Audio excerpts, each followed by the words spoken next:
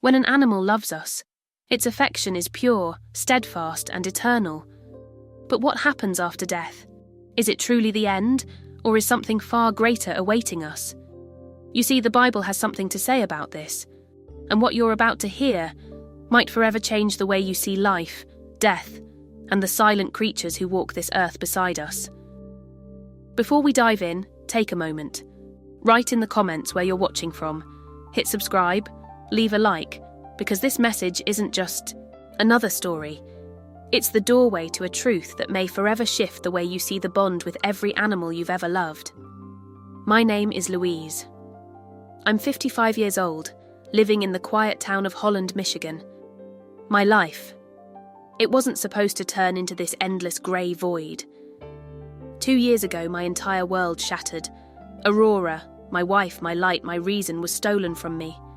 Aggressive cancer, one that came like a thief in the night. No warning, no mercy. There was no time to hope, no time to fight. In a matter of months, it tore her away from me. Gone, just like that. The silence that followed wasn't peaceful, it was deafening. My once colourful life faded into a grayscale existence. The TV droned on, but I wasn't watching. I barely left the house except for groceries. Nothing, and I mean nothing, made sense anymore. Sure, I'd lost my mother to cancer years before, and that nearly broke me. But this was different. Aurora wasn't just my wife. She was my soulmate, my partner in every sense. Her presence filled our home, her laugh, her scent, the warmth of her meals. Everything about her made life feel like home. And then, something happened, something utterly unexpected. One cold afternoon, I was dragging myself back from the grocery store when I noticed it. A cardboard box, shoved near a dumpster. Normally, I wouldn't have cared. But then, I heard it. A tiny whimper, weak, fading. My feet moved on their own. I approached the box, and inside, trembling, starving, and shivering, was a puppy, thin, frail. His little eyes were fogged with hunger and cold. I looked around. No one, not a soul. Someone had left this poor creature here to die, alone. I'll be honest, I'd never been an animal person. I never wanted pets in my home. I always said they were too much trouble. But at that moment, something shifted inside me. I couldn't turn away. I scooped him up awkwardly, bundled him inside my jacket, whispering to myself, "It's just temporary. I'll feed him, get him stable, then off to the shelter he goes." At least, that was the plan. Oh, how naive I was. The first days were chaos. Absolute chaos. This little guy wasn't the peaceful companion I had in mind. Nope. He was a whirlwind of noise and energy, barking, running, destroying, chewing things I didn't even know were chewable. Any attempt to train him? Complete failure. My grief was already suffocating me, and now it felt like I was drowning in this storm of fur, teeth, and chaos. Every broken lamp, every ruined cushion, every ignored command pushed me closer to the edge. Why did I do this to myself? I muttered more than once. The house, once so quiet, now echoed with barks, howls, and the constant clatter of paws skidding across hardwood floors. And yet, even as frustration brewed, something else was stirring. There was something strange in his eyes. This wasn't just a misbehaving puppy. No. It felt like he was trying to say something. His gaze, it was deep, intense, persistent, as if he wasn't here by accident, as if this wild creature was on a mission I didn't yet understand. Weeks passed. He grew stronger. His dull eyes brightened. And somehow, a part of me that I thought had died with Aurora began to flicker back to life, the suffocating darkness. It started cracking, bit by bit. This little tornado of fur was clawing open a space in my heart that I thought was sealed forever. That's when it hit me. This wasn't just a dog. No. He needed a name that meant something fitting, and there was only one name that made sense. Noah, I whispered. Because just like the Noah from the Bible, you are my ark, my little vessel in this storm. And I meant it. Life. It was starting to feel bearable again. Noah and I were figuring it out, one chaotic day at a time.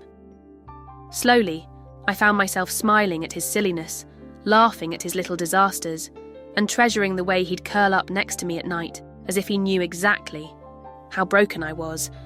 I was rediscovering small moments of peace, tiny fragments of joy in a life that had once felt completely shattered. But isn't it strange how, just when life begins to patch itself together, the storm returns? It was a gorgeous afternoon, the kind that tricks you into thinking nothing bad could ever happen. The sky was flawless, the air crisp, the kind of day made for long walks. Noah trotted proudly beside me, leash in hand, tail wagging like a little metronome of happiness. We reached the crosswalk. A car stopped politely to let us cross. I looked left, I looked right, all clear. I stepped forward, Noah just a little ahead of me, when... Vroom! The roar of engines shattered the air. 2 cars exploded from behind the stopped vehicle, racing, reckless, merciless. They didn't care that a man and his dog were right in front of them. They didn't even see us. Time slowed. I couldn't breathe. I couldn't move. The headlights bore down on us like twin suns of doom. Noah! I screamed, yanking at his leash. Too late. Bang! The impact was violent. Noah was hit head-on. The leash snapped so hard it flung me into the air like a rag doll. I felt myself floating, weightless, before crashing down. My skull cracked against the curb. Then, darkness. Cold. Silent. Endless. No pain. No fear. Just emptiness.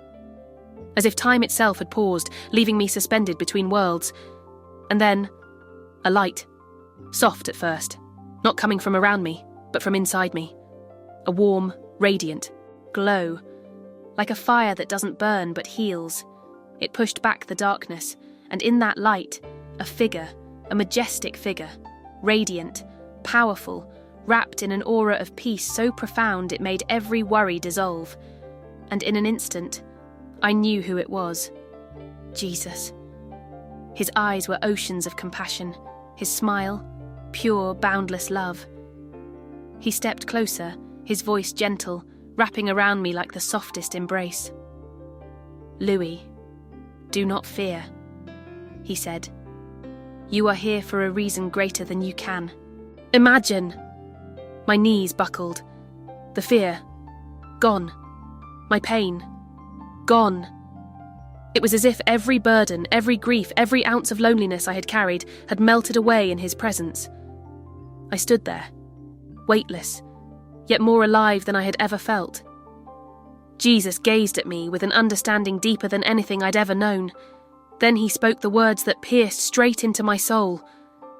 There is something you must know. Something about both you and Noah. His words hit me like a thunderclap. I could feel it. Whatever he was about to reveal was something that would change everything. A seal of help, I whispered without knowing why. Jesus nodded. Noah was sent to you for this very reason. That day, when you found him in that box, it wasn't a coincidence. A chill raced down my spine. Instantly, the memory flashed before me. The tiny box, the trembling puppy, the empty street. It all played in my mind like it was happening again.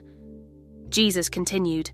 Noah had suffered deeply, ripped from his mother, abandoned, neglected, left to die without hope. My chest tightened. I could see it so clearly now. His pain mirrored mine. And then, Jesus said, motioning softly, he found you, a broken soul, just like him. Tears welled up in my eyes. You and Noah, 2 wounded souls, drawn together, Jesus explained. His suffering was yours, his confusion was yours, but together you saved one another. I gasped. "It's true." My hands trembled. "I thought I saved him, but he saved me too." Jesus smiled. "Have you ever considered that Noah understood you?" His question hit me like a tidal wave. My mind raced back. Every night I had whispered my grief to him. Every lonely evening when I felt Aurora's absence like a knife in my chest. Every time Noah laid his little head on my knee as if to say, "I'm here. I hear you." What if... My voice cracked. What if he truly knew? Jesus nodded. "The bond you share with Noah is deeper than you imagine. It is not simply the affection between man and animal. It is a connection of two kindred souls, recognizing each other." Tears streamed uncontrollably down my face. "Lord, I never saw it that way. I thought animals were just creatures we grow fond of, nothing more." Jesus shook his head softly. "No, Louise. Animals are far more than that. They are a gift from God, tools of love and healing. When a man loses his way, when his pain becomes unbearable, God often sends them." I closed my eyes. My heart was pounding. "Noah, you were sent. For me. It wasn't an accident. It never was." My voice trembled. "But Lord, why?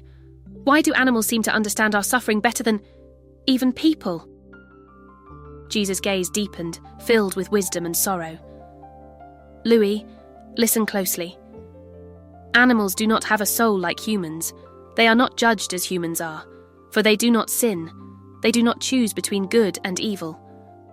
But," he continued, lifting his hand as a warm, peaceful energy radiated from him, "they do have a spirit, a spark of life, a breath, given by God. And listen carefully, Louis. Nothing that comes from God is ever lost." My breath caught. "Wait, Lord, does that mean I will see him again? That Noah will be with me in your kingdom?" Jesus smiled gently, nodding. "Is it not written?" His voice grew firm yet tender, filled with divine authority.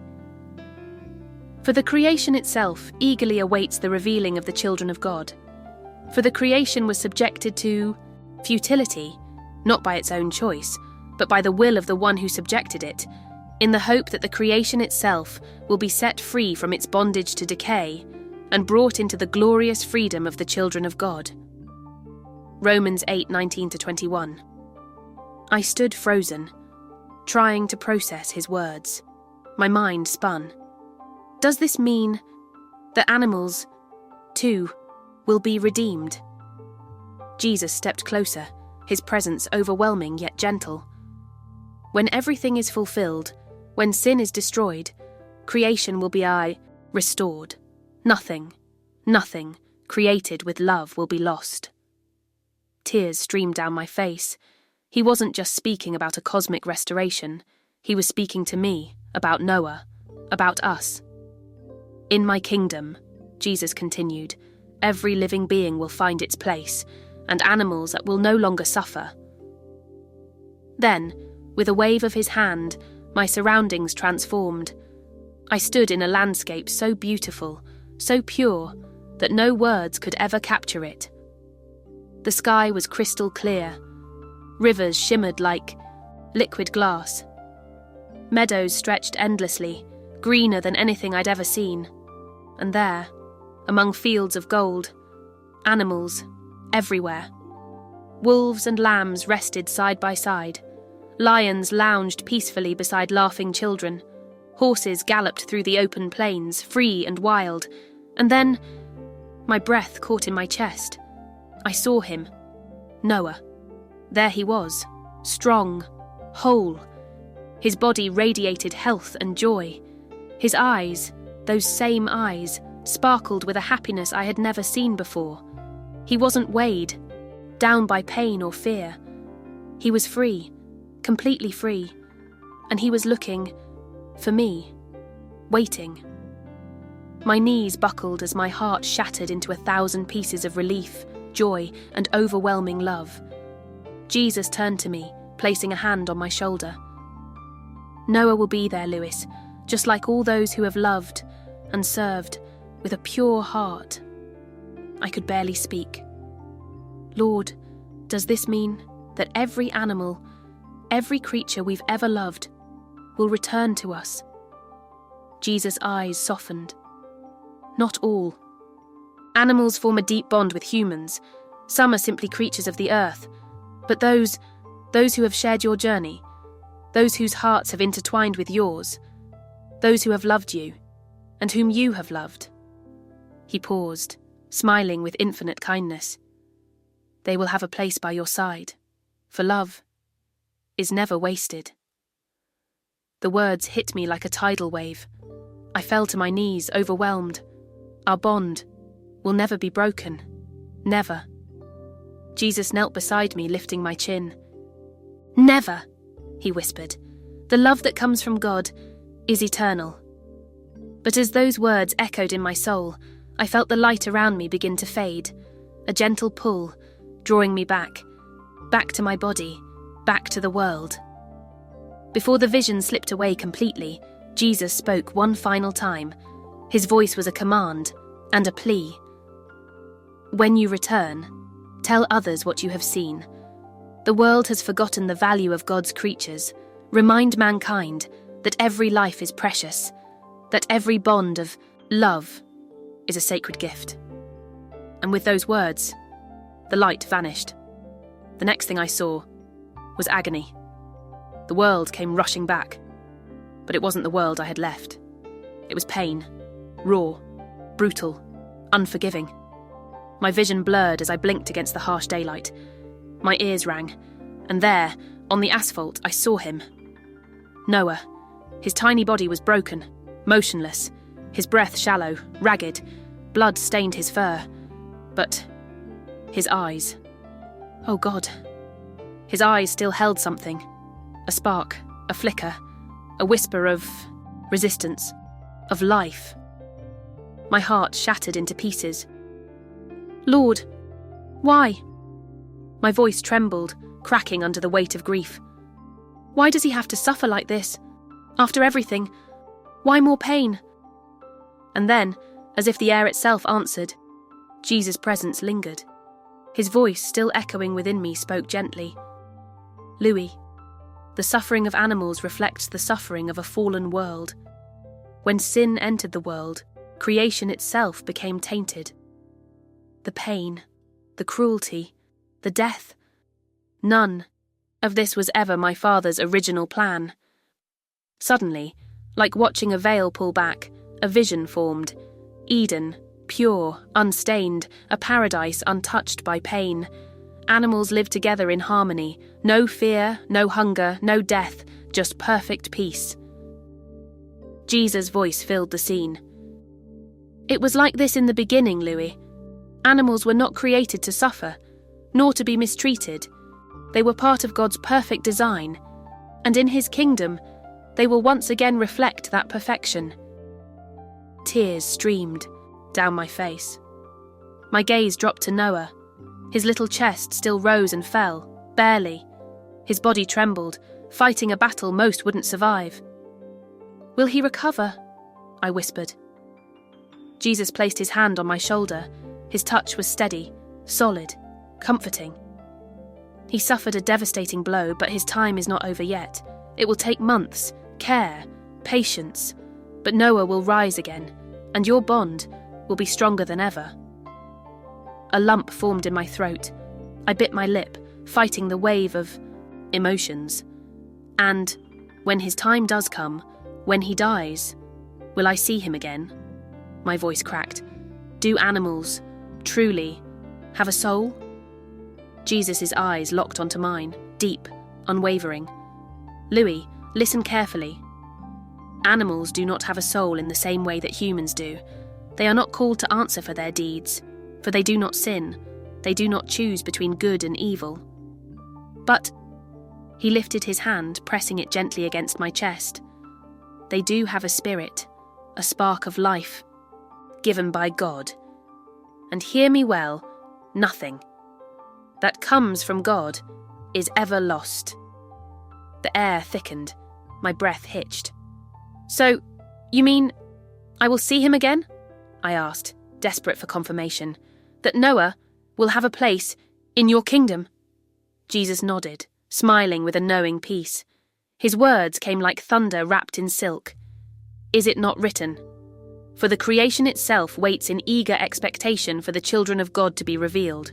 For the creation was subjected to futility, not of its own will, but by the will of the one who subjected it, in the hope that the creation itself will be liberated from its bondage to decay and brought into the freedom and glory of the children of God. Romans 8:19-21. My hands trembled. Does that mean even animals that will be redeemed? Jesus answered, his voice gentle but firm. When all is accomplished, when sin is destroyed, creation will be restored. Nothing that has been created with love will be lost. In my kingdom, every living being will find its place, and animals will no longer suffer. As he spoke, the vision unfolded again, clearer, brighter, a new land, marvellous, perfect, the air and clean beyond words. Rivers flowed like crystal silk, meadows stretched beyond the horizon, everywhere. Animals, wolves lying next to lambs, lions resting peacefully beside children, horses running wild and free through fields of gold. And then, my eyes caught him. Noah, stronger than ever, healthy, radiant, his little body pulsed with energy. His spirit, completely unburdened by pain, his eyes shone, and in them, joy. Pure, untouched joy. And he was looking for me, waiting for me. Jesus smiled, squeezing my shoulder. Noah will be there, Louis, just like all those who have loved and served with a pure heart. Tears blurred my vision. Lord, does this mean every animal we've ever loved will return to us? His gaze softened, infinite compassion radiating from him. Not all animals form a deep bond with humans. Some are simply creatures of the earth, but those who have shared your journey, those who have loved you, and whom you have loved, they will have a place by your side, for love is never wasted. The words broke something in me. I collapsed, not in despair, but in overwhelming gratitude. My Noah, our bond, it would never be broken. Never. The love that comes from God is eternal, Jesus said. But even as those words wrapped around me like the warmest blanket, the light began to dim. A pull, steady, drawing me back to the waking world, and before the light faded entirely, Jesus whispered one last thing. When you return, tell them what you have seen. The world has forgotten the value of God's creatures. Remind mankind that every life is precious, that every bond of love is a sacred gift. Then, darkness. Then, pain. Then, life. I gasped awake, my head pounding, body aching, but none of that mattered. My eyes darted to the only thing that did. Noah. There he was, barely breathing. His tiny chest struggled, blood matted his fur. His little frame trembled between life and death. The hours that followed were a nightmare stitched together by fear and prayer. I was rushed to the hospital, broken bones, concussion. But my body wasn't what I was worried about. It was him, the vets. They didn't sugarcoat it. The damage is severe. We don't know if he'll make it, they said. Every word sliced me, say, open. He lay there, completely still, teetering between this world and the next. Every night from that sterile hospital bed, I whispered the same desperate plea. God, you sent him to save me. Please, don't take him away. Days blurred into weeks. His body didn't respond. No movement, no sign. Just the weak, fading rhythm of a tiny, battered heart. Then, one morning, as I sat by his side, hollow from exhaustion. It happened. A twitch, a breath, deeper than before. Then, slowly, his eyelids fluttered open, two small, tired eyes, searching for me. When our eyes met, something surged through my chest, not just relief, not just hope. It was something holy, as if heaven itself had breathed life back into him. "Noah," my voice broke. "You're still here. We're still here." The vet called it improbable. Some said it was impossible, but I knew exactly what it was. A miracle. His recovery wasn't easy, not even close. Weeks turned into months. Slow, painful progress, but step by step, paw by paw. Noah came back to life, changed, scarred, but stronger. His spirit was brighter than ever. We had fought together, and we had won together. But time doesn't wait for anyone. A few months ago, I began noticing it. His steps slower, his gaze softer, tired. The energy that once defined him was fading. My heart clenched. I knew the season we were stepping into. Noah was growing old, and yet he never left my side, not once. Whether it was a walk to the mailbox or sitting quietly by my chair, he was there, always there. Then, one morning, it happened. We stepped outside for his little therapy walk. The wind was soft, the sky gentle. Noah paused, turned to me. His eyes, deep pools of gratitude, love, and peace. With a tiny wag of his tail, he took a few steps on his own. I knelt before him, tears falling freely. My hands cupped his sweet face. "Hey, I'm right here, my friend. I'm here." He looked right into me, as if he was pouring everything he ever felt into that gaze. Every thank you, every I love you, every don't be afraid.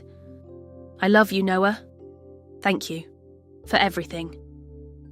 With one last wag, as gentle as a whisper, he closed his eyes. His body softened, his breathing slowed, then stopped.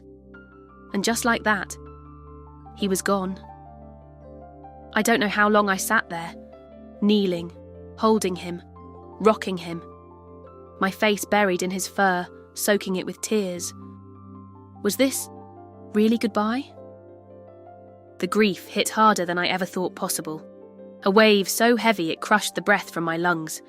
This tiny creature, this blessing, this miracle that God had sent me, was now in God's hands.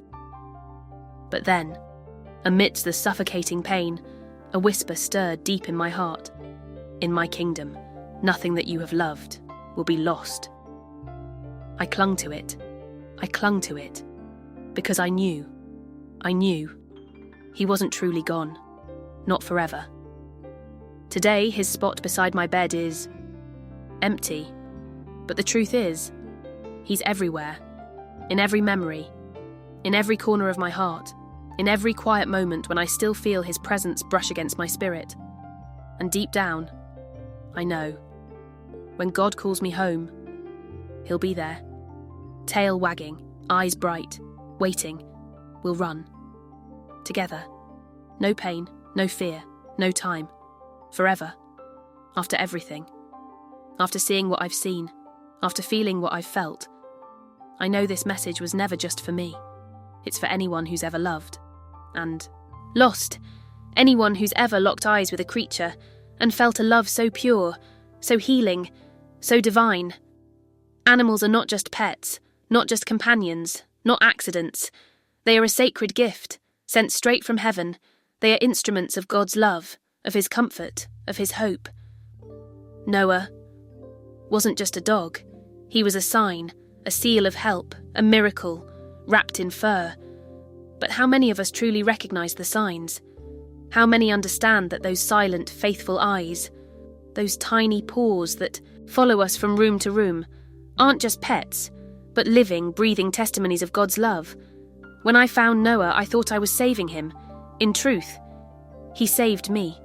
We were both broken, abandoned, lost, But God, in his infinite mercy, brought us together. Two broken souls, stitched back together by love. This was never a coincidence. It was divine design. Animals. They are not objects, not possessions. They are precious souls, entrusted to us, to love, to cherish, to protect.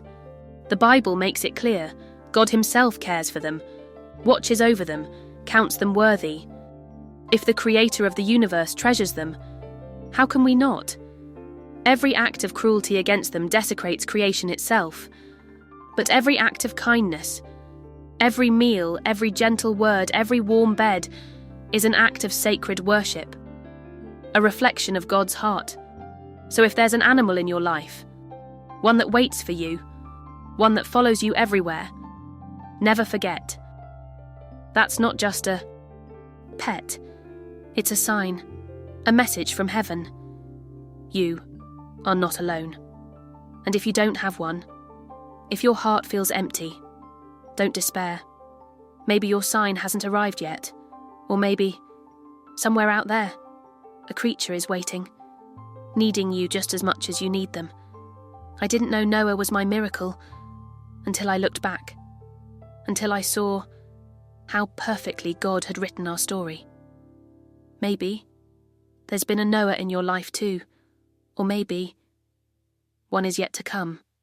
But never underestimate the power of a silent love, the quiet companionship, the presence that asks for nothing, yet gives everything. Because in God's kingdom, nothing that has been loved is ever lost. The time we spend with them is never wasted. The bond we share doesn't dissolve in death. Noah left this world, but I know, I'll see him again. When God calls me, I'll find him waiting, tail wagging, eyes shining, ready. And this time, we'll run together. No fear, no pain, no time. Forever. If there's one truth I leave behind in this life, it's this.